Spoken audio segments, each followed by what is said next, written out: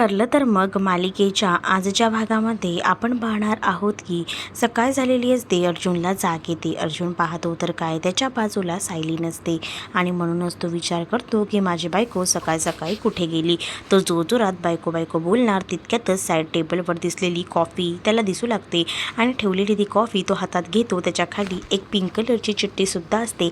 चिठ्ठी तो हातात घेतो आणि पाहतो तर काय सायलीने त्यामध्ये लिहिलेलं असतं की तुम्हाला आता उठायचं आहे आणि लवकर तुम्हाला फ्रेश व्हायचं आहे. तुमच्यासाठी ही कॉफी ठेवलेली आहे. मला माहिती आहे ही कॉफी थंड झाली असेल.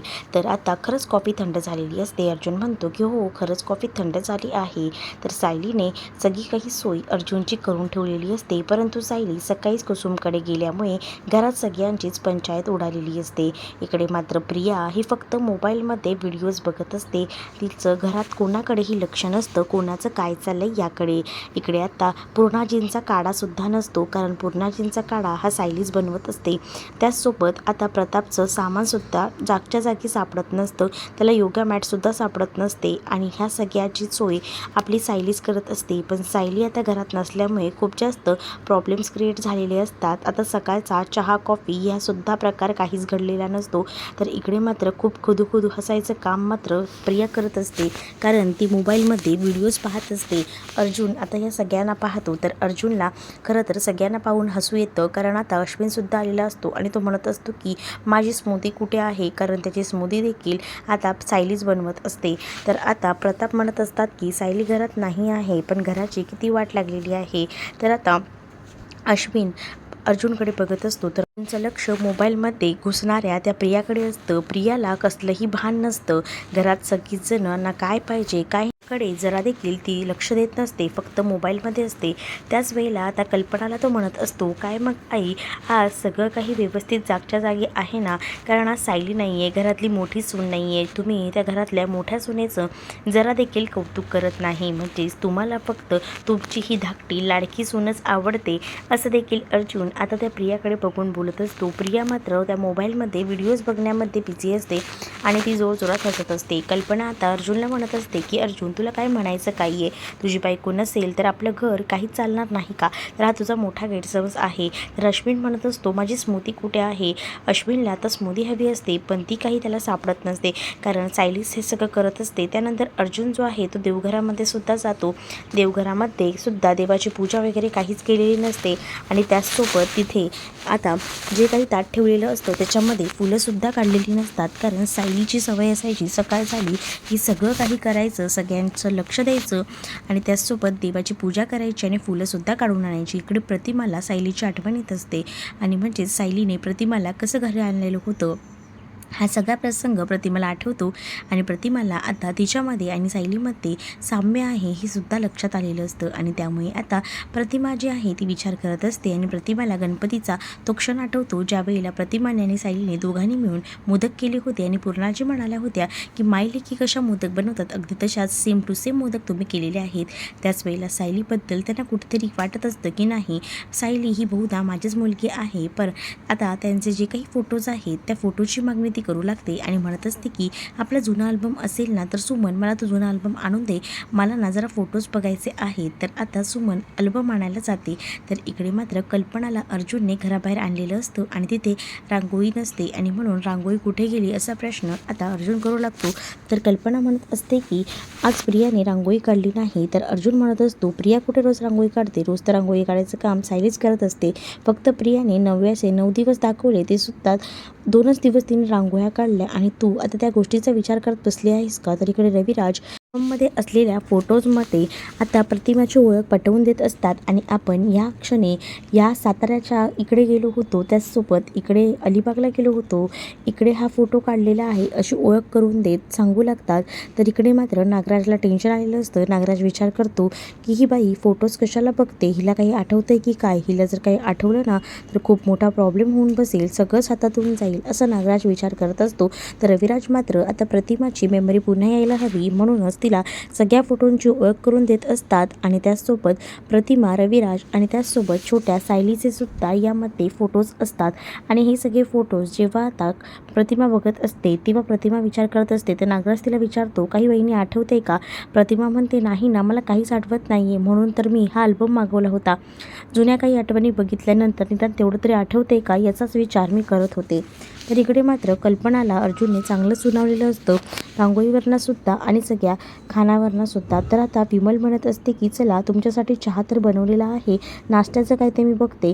त्याच वेळेला आता कल्पना म्हणत असते, विमल तू थांब. आणि त्यानंतर व्हिडिओ बघत असणाऱ्या प्रियाला कल्पना हाक मारते.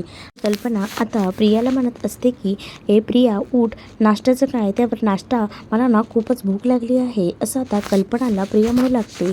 प्रियाला तर कोणाचं काहीच पडलेलं नसतं की घरात नाश्ता नाही आहे, कोणाला काय चाललं आहे.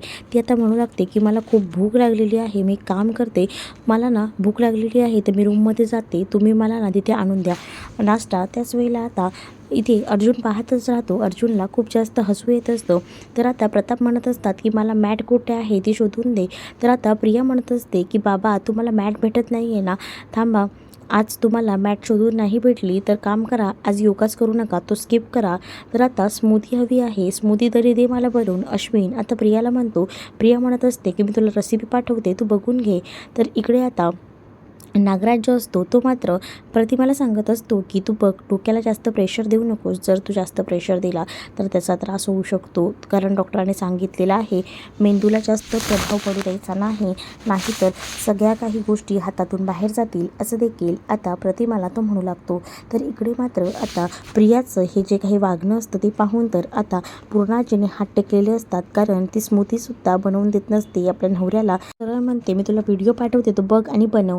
तर कल्पनाला या सगळ्याचा धक्काच बसतो. तर इकडे मात्र आता महिपत त्या दामिनी मॅडमकडे गेलेला असतो. दामिनी मॅडम खूप जास्त आता महिपतवर भडकलेले असतात. महिपत म्हणत असतो की दामिनी मॅडम काय झालं आहे, मला नीट सांगाल का? दामिनी म्हणत असते की तुम्ही प्रत्येक वेळेला माझ्याकडनं सगळ्या गोष्टी लपवत आलात, मी प्रत्येक वेळेला तुम्हाला म्हणत असते की मला केसच्या आधी सगळं काही सांगा, पण तुम्ही सांगितलं का?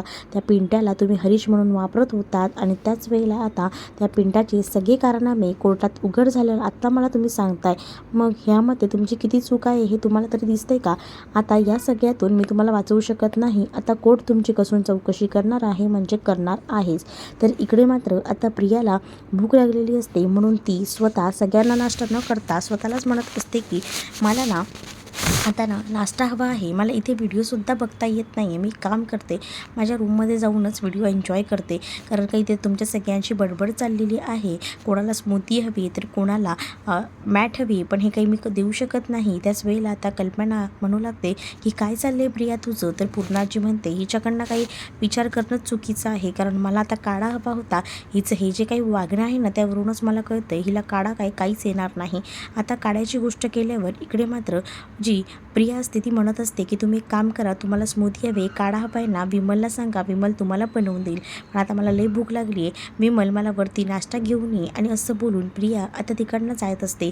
तर इकडे मात्र अश्विन म्हणत असतो की प्रिया अशी काय करतेस तू, मला देईला स्मूदी बनवून, मला नाही जमणार आणि माझं सामानसुद्धा हवं आहे मला, त्यावर काय काय लागणार आहे ते लवकरच विमलला सांग, विमल तुला सगळं काही हातात देईल, पण आता मला काहीच जमणार नाही, कारण हा व्हिडिओ पूर्ण झाल्याशिवाय मी दुसरं कोणतंही काम करणार नाही आहे, असं देखील प्रिया आता बोलू लागते. कल्पनाला प्रियाचं हे वागणं काही पटत नसतं, कारण सायली जी आहे ती याचं मोबाईल वगैरे काहीच नाही, फक्त घरात आणि घरात लक्ष देत असते, पण उलट प्रियाचं वागणं असतं आणि म्हणूनच अर्जुनला हे सगळं बघून खूप जास्त हसू येत असतं. आता घरातल्यांना खऱ्या अर्थाने सायलीची किंमत कळत असते. तर इकडे मात्र आता सायली दिवसभर घरात नसते, तर आता संध्याकाळ झाली तरी सायली घरात आलेली नसते, म्हणून अर्जुन विचार करतो की सायली कुठे गेली. इकडे तिकडे सायलीला तो शोधू लागतो. त्याच वेळेला तो आता मात्र प्रतापला म्हणत असतो की तुम्ही सायलीला कुठे पाहिलं आहे का? सायली दिवसभर घरातच नाही आहे. तर पूर्णाची म्हणत असते की तुझी बायको सकाळपासूनच घरी नाही आहे, हे आम्हालासुद्धा माहिती आहे, पण तुझी बायको कुठे गेली तुला माहीत नाही आहे का? त्यावर हे सगळं काही प्रिया ऐकत असते, कारण प्रियाला माहिती असतं की सायली कुठे आहे, कारण प्रियाने सायलीला गायब केलेलं असतं. इकडे मात्र अर्जुन आता सायलीला कॉल मेसेजेस करत असतो, पण आता सायली त्याचंसुद्धा ॲन्सर देत नसते, म्हणूनच आता अर्जुनला टेन्शन आलेलं असतं. आता अर्जुन कशा पद्धतीने आपल्या सायलीला शोधून काढेल हे पाहणं तितकंच इंटरेस्टिंग असणार आहे. तुम्ही जर आपल्या चॅनलवर नवीन असाल तर चॅनलला सबस्क्राईब नक्कीच करा.